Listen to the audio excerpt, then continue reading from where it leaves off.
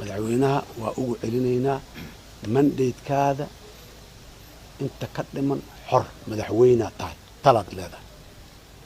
laakiin maalintuu mandateku dhammaado haddaad si fiican oo leegsigaaga qurxoon uga turjubaysa aad u diyaari weydid dadku inta tashaday wax samaynayaan madaxweyne talada dalka ee lagu aaminay lagu dhiibay ilaahay hortiis ood kutubka jaamacadda gacanta u saartay ka soo bax waajibkaadii gudo tahdiid iyo caay iyo aflagaada ima annaga siyaasiyiinaan nahay haddaan beri dalka usoo tali jirnay maanta uma talino laakiin siyaasiyiin jooga waayo aragnimo leh aqoon leh faham leh